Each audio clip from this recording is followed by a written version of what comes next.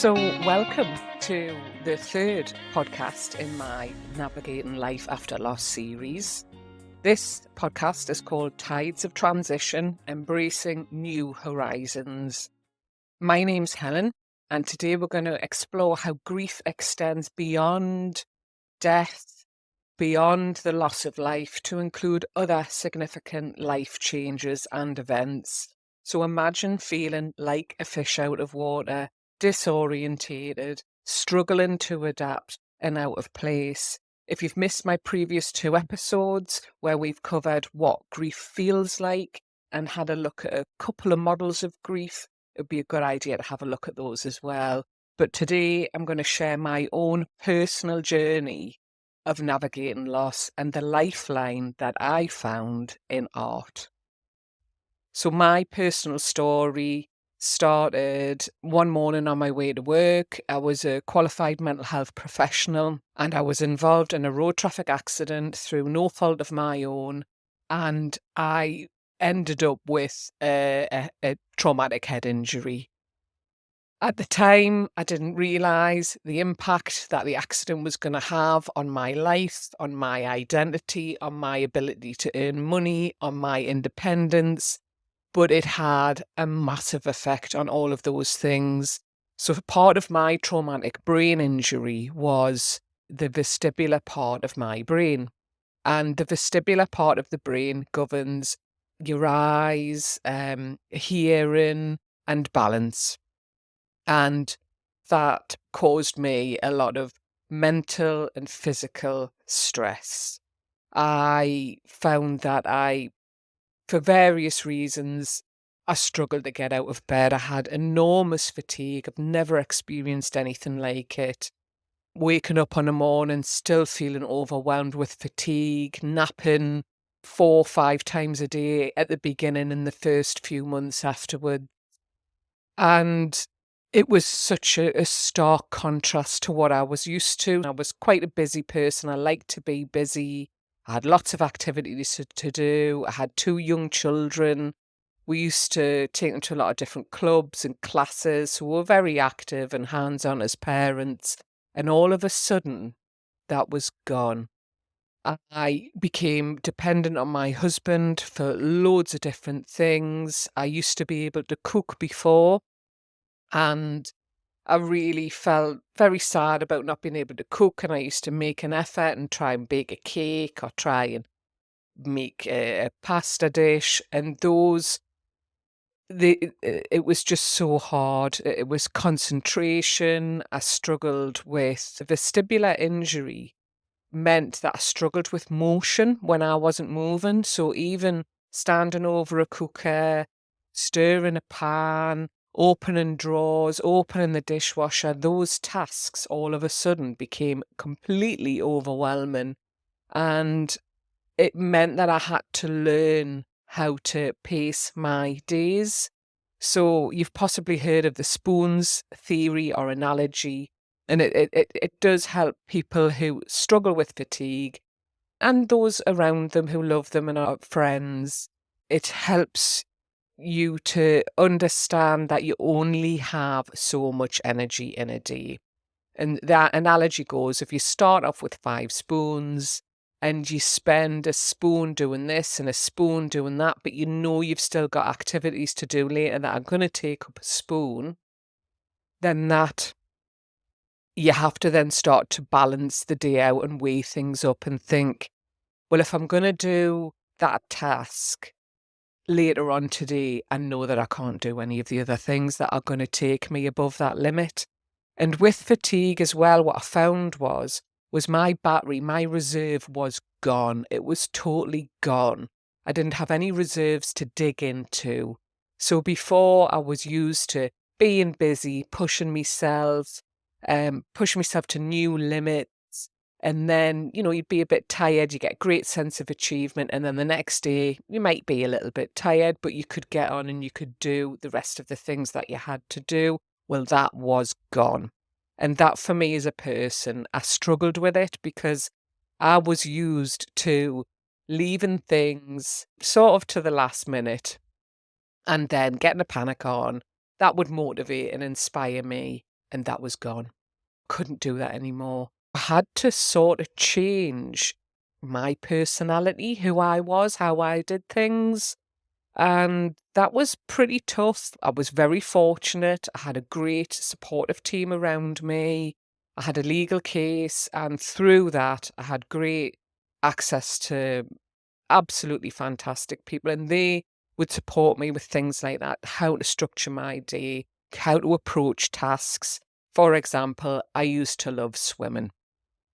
Love swimming. I used to go every Saturday with my son, and it was a sort of meditation for me. I loved being under the water. I loved getting into the rhythm of breath, and that was gone. The first time I went swimming after the crash, I was ill in bed for a week and that was the only after doing a few lengths to try it out with an OT to see how I could do it. And all of these different things, I, I lost my independence. I used to be a very independent person. I loved traveling. I loved going out. I loved going away. I was very independent in that way. And all of a sudden, that was gone.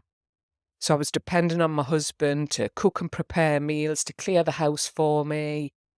My sister helped out with collecting the children from school. And it meant that I was becoming dependent on other people. And as an independent person, that was actually really hard.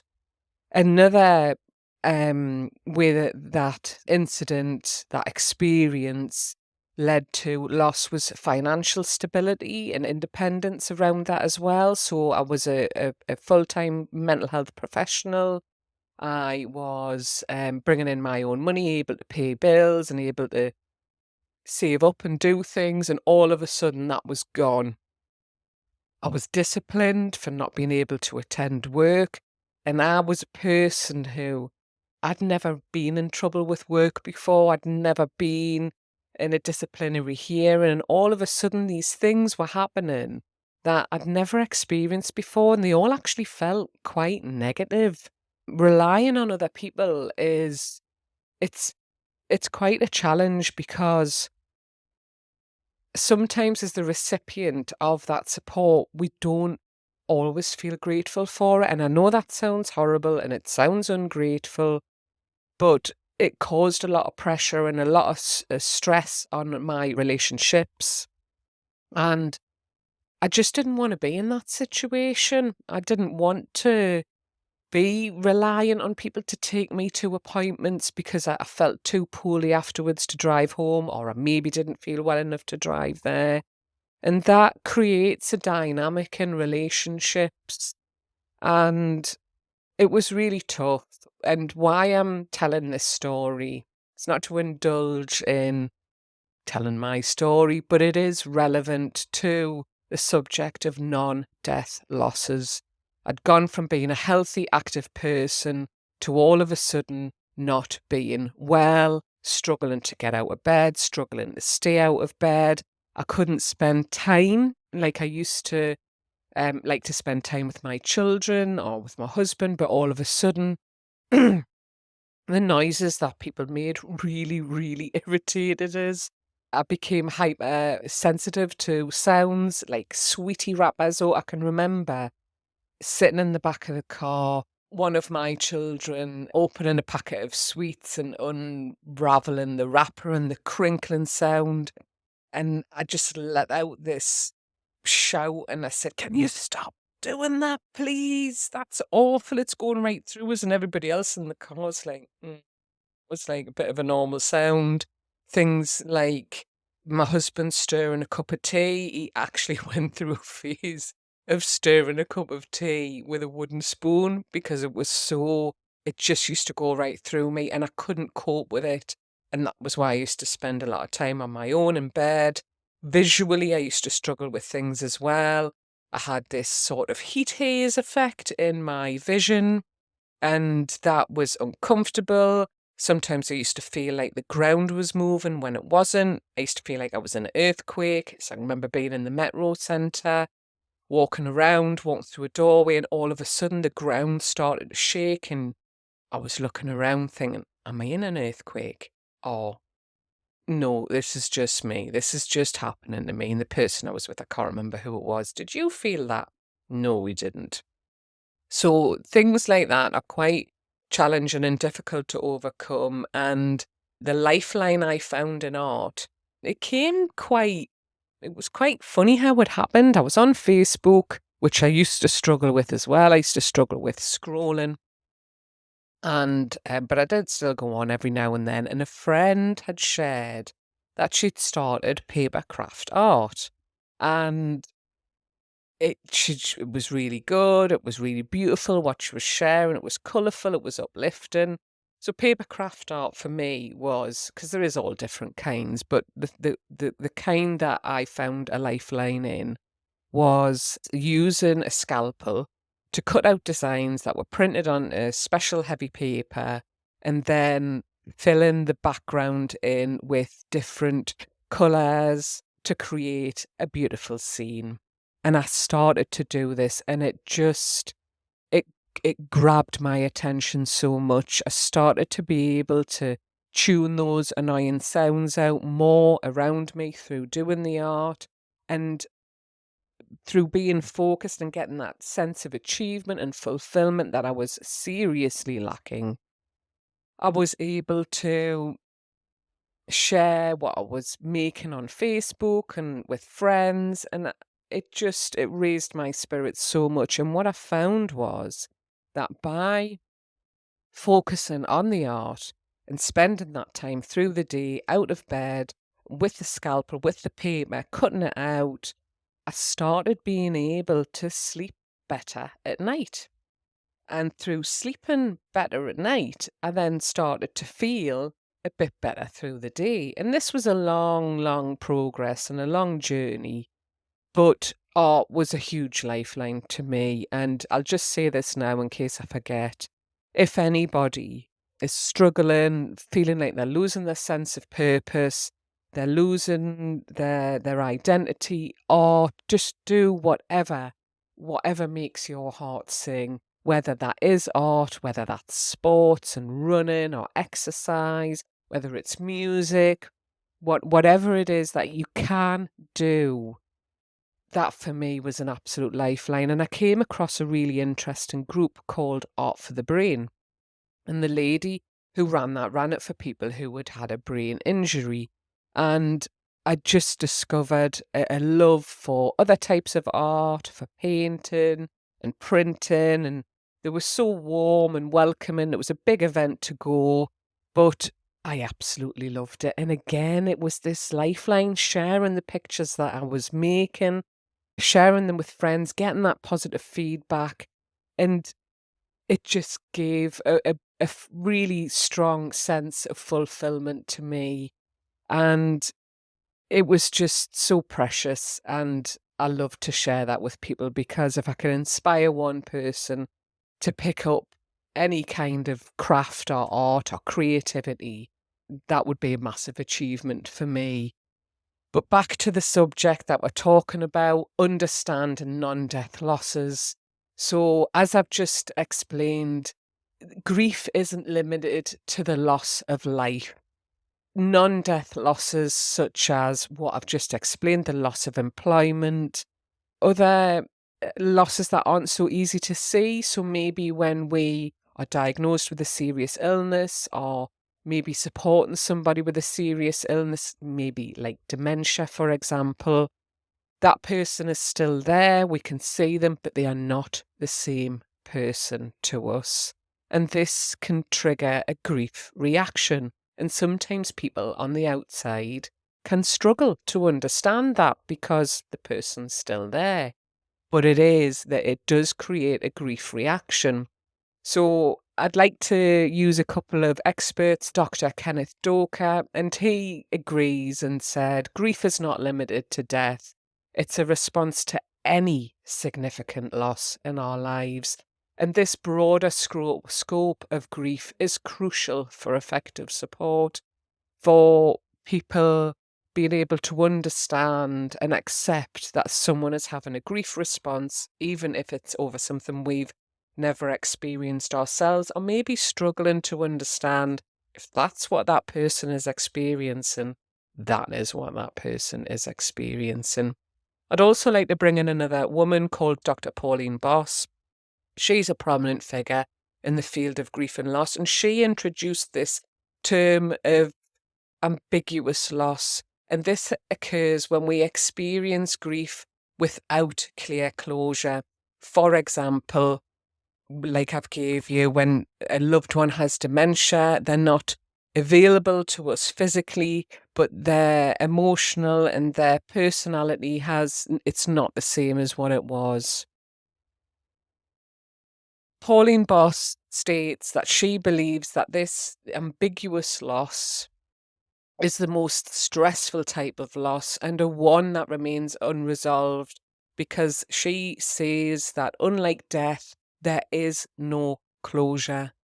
There isn't any closure, maybe a divorce or a friendship breakdown. There's no closure often.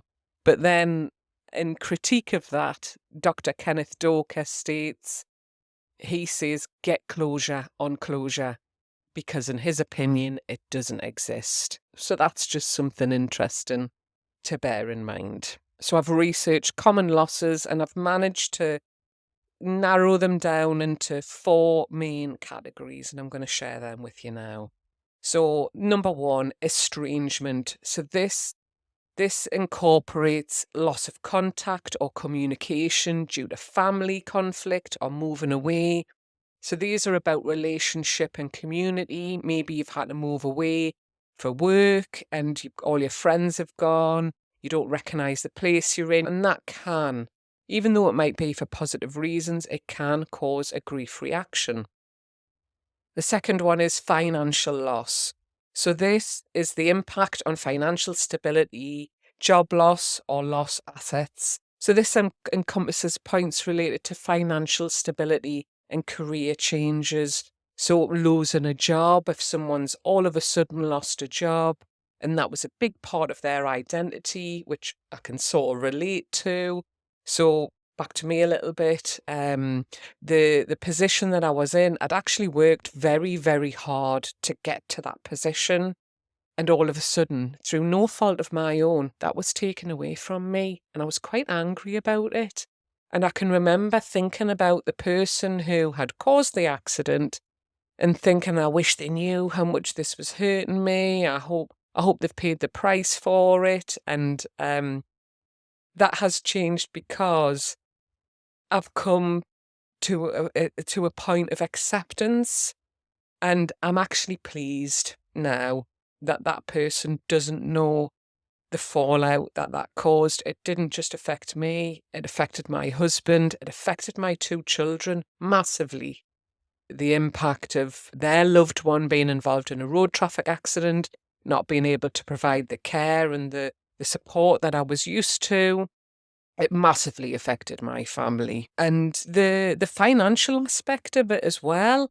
Like I said, I'd gone from being financially independent to all of a sudden relying on other people and other things to bring income into me because I was unable to work anymore. And that is a big loss. Also, life-changing illness or injury. So coping with illness or injury involves grieving the former self. And this relates to points about health, independence, and identity, which I think I've covered pretty well by telling a little bit of my story. And then number 4, relationship loss. So this is grief from divorce, separation, or lost friendships. And this is about a relationship breakdown and a loss of trust as well. I have actually had people say to me that when they've gone through a divorce, for example, and it was something that wasn't their choice, it wasn't what they wanted to do, and they're absolutely devastated, and people will sometimes say they wish that person was deceased because it would be easier to come to terms with the death than it is them carrying on, maybe pursuing another relationship, another life without you. And I do kind of get that. I'm not saying that it's right or it's wrong, but this is what people say. The models of grief that we've looked at before, I do feel that they're relevant. So we've got denial. For example, if a child is born with a learning disability, sometimes parents can struggle to accept that to begin with, and they may spend a bit of time in denial. And then we have anger. So that's kind of what I explained before, being angry at why has this happened to me? Why hasn't this happened to them? What have I done wrong? And it can make you have emotional reactions like that. We've got bargaining, which I guess is a bit like what I've just talked about. Why did that happen to me? Why did it not happen to them? If I'd just done this, then that wouldn't have happened. And we do get that very clearly with death, and we can get that with non-death losses as well, which I think I've covered through the example of the road traffic accident. And then finally, acceptance, which again, we've spoke about before. We don't always find acceptance, or if we do, it doesn't mean that the cycle has been completed. So for me, as I explained before, the accident, I've found acceptance. I've accepted that it's happened. I don't wish it hadn't happened anymore because it has shaped my life. I'm sat here now, which I wouldn't be. It's shaped my life and who I am, and I have found acceptance of that. And I don't try and change that, but it doesn't mean that I'm not living with the long-term effects of that accident, because I am. And next, I'd like to bring in a really interesting gentleman that I've come across called J. William Warden. He's an American psychologist, and he talks about the 4 tasks of mourning. So this is about a bit of a journey that we go through when we mourn what we have lost. And for example, accepting that I'd been in a road traffic accident and then I wasn't going to be able to do my job anymore. That was a massive, massive thing. A lot of emotional pain to process with that. And then it was necessary for me to adjust to this life without my job, without the independence that I had before, and maintaining a connection while moving forward. So let's just skip back a little bit to Pauline Boss, who talks about resilience and finding meaning in ambiguous loss. So ambiguous loss, I mentioned it before, is when individuals experience grief without this clear closure. And it's a difficult kind of loss to experience because other people can't identify with it the same way that they can with a death. So she says building resilience involves recognizing the loss, finding new ways to connect, and redefining the situation that allows for growth.